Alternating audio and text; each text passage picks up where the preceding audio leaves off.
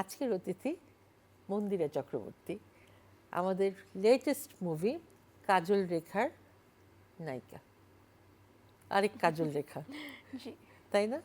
তোমার মুভি তো রিলিজ হয়ে গেল, জি। হ্যাঁ, তো ফিডব্যাক কেমন পেয়েছো? খুবই ভালো পেয়েছি, আর দর্শকের ভালোবাসা অনেক অনেক পেয়েছি আসলে। কারণ আমি মানে এরকম কখনো মিডিয়াতে আমি অনেক দিন ধরে, বাট এটা প্রথম মুভি। এটা প্রথম মুভি, আর এতটাও এক্সপেক্ট করিনি আসলে। আর খুব নার্ভাস ছিলাম যে দর্শকরা পছন্দ করবে তো, বা অ্যাক্টিং যেভাবে করছি আর সব কিছু মিলিয়ে, কিন্তু দর্শকের ভালোবাসা প্রচুর পেয়েছি আমি।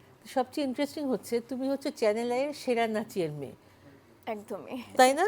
হ্যাঁ তো আমাদেরই চ্যানেল, এটা কিন্তু আমাদের একটা ফ্যামিলির মতো, মনে করি যে আমাদের পরিবার, আমরা এই পরিবারের সদস্য। হ্যাঁ, আমার কিন্তু আরো ভালো লেগেছে, আচ্ছা আমাদের মেয়ে, হ্যাঁ, তাহলে তো ওর সাথে আমার আড্ডাটা জমবে, বেশ জমবে। তো আমাদের অনুষ্ঠানে আমরা যেটা করি যে প্রথমে আমরা এটা ছোটবেলাতে যাই। আচ্ছা। কারণ কি, চাইল্ডহুডটা এরকম যে আমরা চাইল্ডহুডটাকে বেঁধে রাখতে চাই। তো তোমার চাইল্ডহুডটা কেমন ছিল? আমার চাইল্ডহুডটা খুবই ভালো ছিল। আর আমি অনেক সময় অনেক মানুষকে বলি বা ইন্টারভিউতেও বলেছি যে আমার চাইল্ডহুডটা এত ভালো ছিল যে কোনো থাকে না ওই যে কোনো কেউ যদি আমাকে এসে বলে যে তুমি জীবনে কি চাও, তা আমি বলবো যে আমি আমার ছোটবেলা ফিরে পেতে চাই। এত সুন্দর ছিল। আমি আমার জন্ম, আমার বেড়ে ওঠা একদমই হচ্ছে খুলনায়। আমার স্কুল, আমার কলেজ, তো পুরাটাই আমার খুলনায় কেটেছে। আর একদম ছোটবেলা থেকে আমি নাচ শিখি, প্রায় 3.5 বছর বয়স থেকে।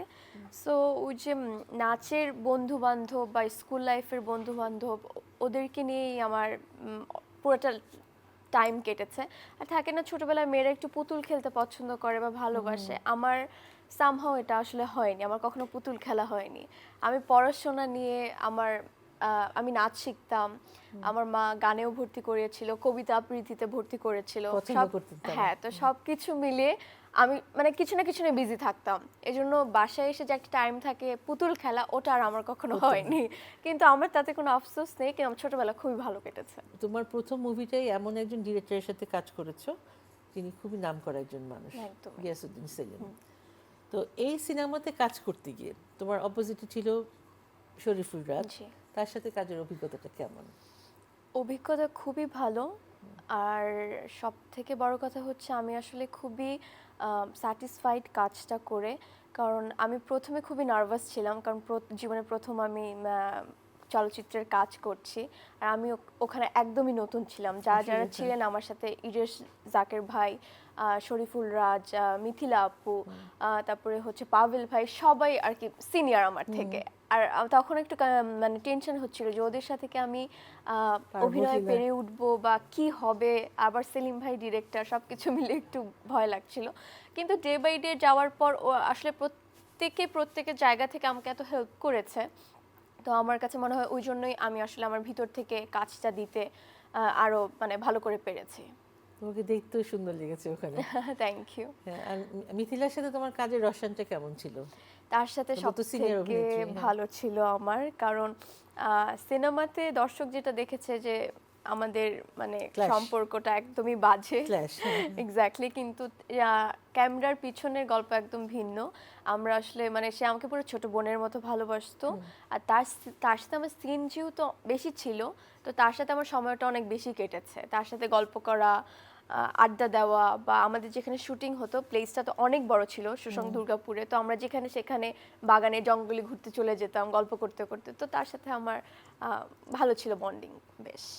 আমি জানি যে তোমার কাজগুলো তুমি বেছে বেছে করতে চাও, মানে সব কাজ তুমি করতে চাও না, এটা ছোটবেলা থেকে তোমার একটা জি। মানে চুজি বলে যাকে। তো এটা কিন্তু ভালো একদিকে যে আমি সব কাজ করব না, সব কাজ করার দরকারও নেই। একদমই। হ্যাঁ, আর তোমার সেই ছোটবেলার যে মনপুরা, ওই ছবিটা তোমাকে টেনেছিল ছোটবেলা, এটা বলো অনুভূতিটা কেমন ছিল? ছোটবেলায় আসলে সত্যি কথা বলতে ওভাবে তো মানে আমি তো আর জানি না যে বড় হয়ে আমি মিডিয়া আবার এই ইন্ডাস্ট্রিতে ডিরেক্টরের ঢুকবো। সিনেমায় তুমি জি করবে, জি। বা চিন্তা আমি করো নাই? নায়িকা হবো, এরকম কিছু ছিল না। কারণ আমি একদমই ছোটবেলা আমি একজন নৃত্যশিল্পী ছিলাম। আর ওভাবে আমার সিনেমাও দেখা হতো না, খুবই কম দেখেছি আমি। কিন্তু যখন মনপুরে এরকম হিট হলো, তারপরে মা বাবা সবাই মিলে যখন আমরা সিনেমা হলে গিয়ে সিনেমা দেখলাম, মানে প্রথম বাংলা কোনো সিনেমা আমি ওভাবে উপভোগ করেছি ফ্যামিলি নিয়ে সিনেমা হলে গিয়ে। তো দেখেও আমার খুবই ভালো লেগেছে, ছোটবেলা হলেও মানে গানগুলো স্টোরি সবকিছু খুব ভালো লাগছিল। তারপর যখন আরো বড় হয়েছে, কারণ গানগুলো তো এখনো মানুষ শুনছে, এখনো চলছে, তো সবকিছু মিলে ওটা আমার মাথায় মানে ঢুকেছিল যে এরকম স্টোরি বা এরকম কিছু হলে আমি ভবিষ্যতে আমি যদি নায়িকা হই তাহলে এরকম কোনো কাজ করব। তুমি তো ইউনিসেফের সাথে একটা প্রজেক্ট করেছিলে, জি, কি ছিল সেটা?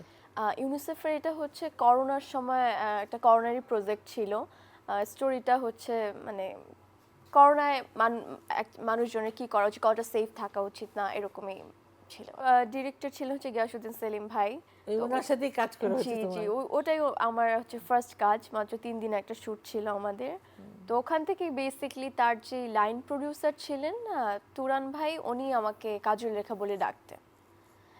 তখন তো আর আমি জানতাম না আসলে কাজল রেখা কি বা বৃত্তান্ত। তো ওখান থেকে আসলে শুরু। তো কাজল রেখার যে গল্পটা, হ্যাঁ, এটা তো একেবারে তোমার মাটির গল্প। হ্যাঁ। হ্যাঁ, মানে একেবারে শিকড়, মাটির যে শিকড়, শিকড়ের যে গন্ধ, ওখান থেকে উঠে আসে একটা গল্প। তো এই সিনেমা যখন তুমি করো, মানে করার সময় তো তোমার 7 মাস চলে গেল শুটিংয়ে, হ্যাঁ, তো রিলিজ হলো, তুমি ফিডব্যাকও পেলে ভালো, হ্যাঁ। এখন তোমার কি মনে হয় যে মানে এখন কি টাইপের মুভি করতে ইচ্ছে করে? আমি কমার্শিয়াল মুভি তো কিছু অবশ্যই ইচ্ছা করতেই হবে, আছে। হ্যাঁ। এখন অবশ্যই ইচ্ছা আছে, আমি ভার্সেটাইল ক্যারেক্টারই কাজ করতে চাই আসলে। আর আমি অলরেডি আরেকটা ফিল্মে কাজ করেছি, সেটা হচ্ছে কোরবানি ঈদে রিলিজ দেবে, ওটার নাম হচ্ছে নীল চক্র। ওখানে আমাকে দর্শকরা অ্যাজ এ পিওর একজন নৃত্যশিল্পী হিসাবে দেখতে পারবে। তোমার নিউ ইয়র্কের কথা বলো, যে নিউ ইয়র্কে কিভাবে নোটিস হচ্ছিলে সেটা বলো। আমি জানি না আসলে, মানে এটা হয়েছে আমার সাথে অলওয়েজ আমার যে বেস্ট ফ্রেন্ড ছিল রাসেল, মানে আমরা ছোটবেলা থেকে আমার গুরু শিবলি মোহাম্মদ, তো ওনার কাছে আমরা নাচ করি একদম ছোটবেলা থেকে, আমাদের বেড়ে হয়ে ওঠা। তো ও আর আমি যখন, আমার বন্ধু নিউ ইয়র্কেই থাকে, তো আর আমি যখন ঘুরতে যাই বা বের হই বা ম্যাক্সিমাম টাইম আমরা একসাথেই থাকি, কারণ আমি একা মুভ করি না আমি কখনো। তো আমি কোথাও যখন আমি আর একটু ফ্যাশন সেন্স আমার অলওয়েজ থাকে, যে যেখানেই যাই না কেন, যেইভাবেই যাই না কেন, আমার মনে হয় প্রপার ওয়েতে যাওয়া উচিত, কম কিছু পরি বা বেশি কিছু পরি যেন সব কিছু পারফেক্ট থাকে।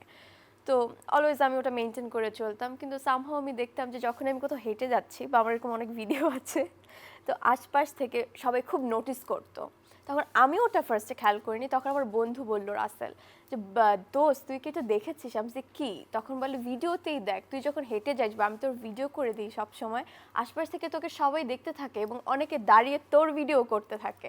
ফরেনাররা। হ্যাঁ, এবং এটা নন স্টপ হয়েছে day by day day by day. তো এটা দেখে আমি প্রথমে একটু অবাক হয়েছি যে কেন, মানে আমার মধ্যে কি আছে, এরকম কেন করছে। তখন হয়তো আমি জানি না আসলে, ওদের হয়তো ভালো লাগে বা কিছু একটা দেখে তাকিয়েছে বা দাঁড়িয়েছে বা ভিডিও করছে, কিছু একটা হবে হয়তো। কি কি স্বপ্ন আছে যেটা মনের ভিতর লালন করছো? এই স্বপ্নগুলো আমি পূরণ করতে চাই।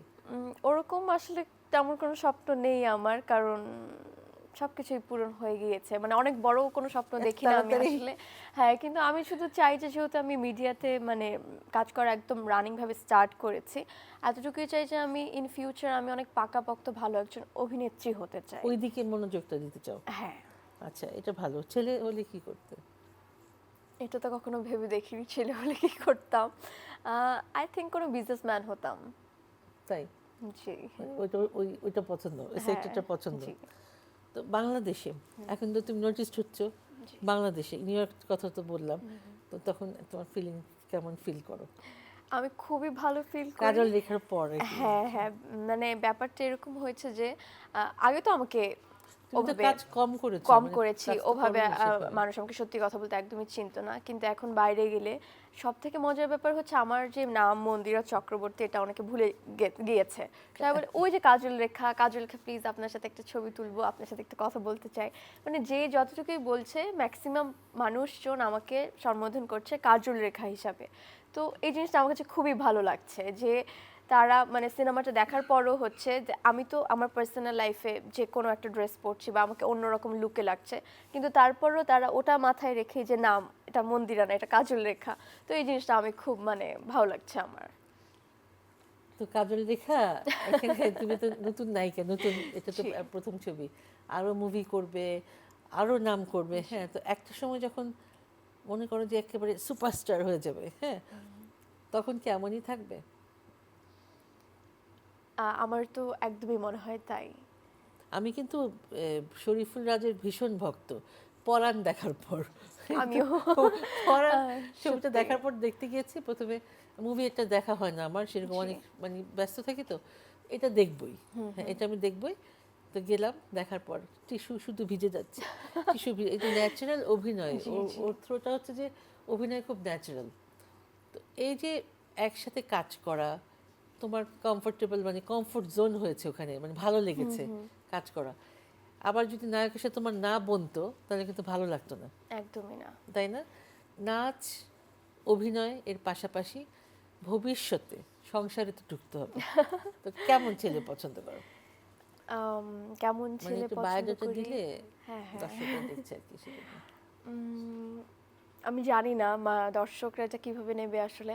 আমার কাছে লুকটা অনেক ম্যাটার করে আসলে। সুন্দর হতে হবে, আচ্ছা। হ্যাঁ, সুন্দর বলতে রাজপুত্রের মতো দেখতে হবে একদমই না, কিন্তু আহ, সবকিছু মিলিয়ে একজন ম্যানলি, হ্যাঁ। জেন্টলম্যান হতে হবে।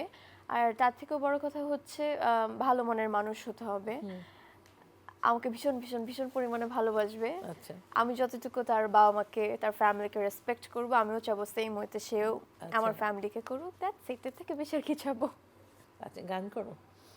গান অনেক ছোটবেলায় শিখেছি, তাও পুরোপুরি শেখা হয়নি, কারণ এটারও একটা স্টোরি আছে, যদি সময় থাকে আমি একটু হ্যাঁ শেয়ার হ্যাঁ, করি। অবশ্যই বলো। এটার স্টোরি হচ্ছে আমি যখন গান শিখতাম, মনে হয় 6-7 এরকম পড়তাম। তো যখন আমি ক্লাসে যেতাম, আমি খুলনায় শিখতাম উদীচিতে। তো আমার মা যখন আমাকে গানে ভর্তি করালো, তখন আমি এভরিডে, যখন আমার সপ্তাহে 2 দিন গান শিখতে যেতাম, খুব সুন্দর করে শিখতাম। আমারও খুব আগ্রহ জন্মেছিল যে আমি গান করতে চাই। তো প্র্যাকটিস করতে করতে এমন একটা মোমেন্টে, ও ক্লাসে অনেকে থাকতো, আর অনেক বাচ্চারা থাকতো, তাদের গার্ডিয়ান থাকতো। তো ওখানের কেউ একজন, আমি যখনই গান করতাম, আর ঠিক আমার সামনে এসে আমার দিকে তাকিয়ে থাকতো।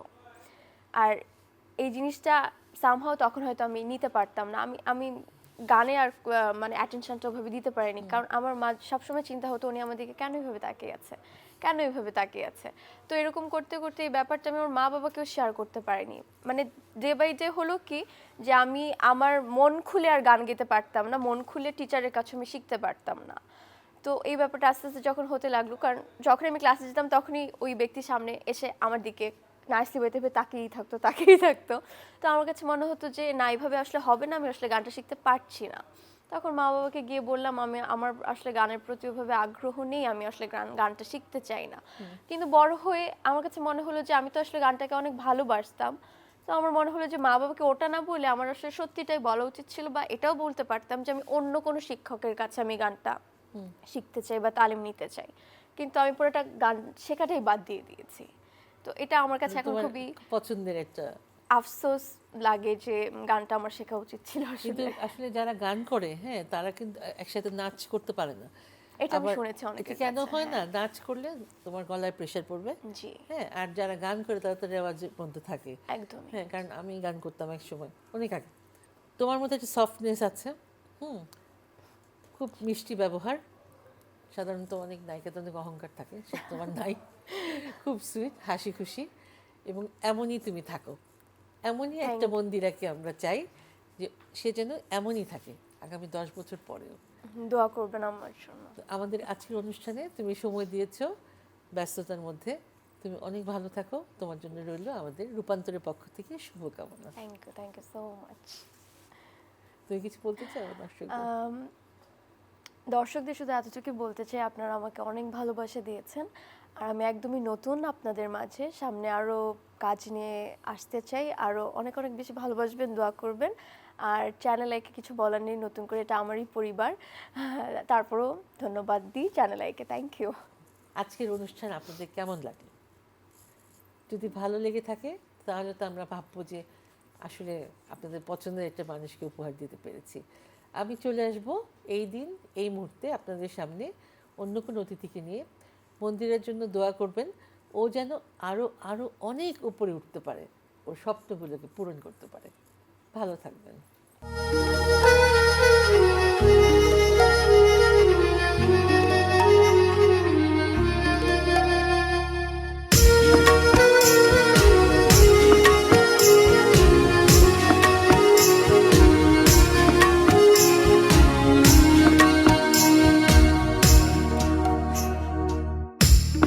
सारे जहां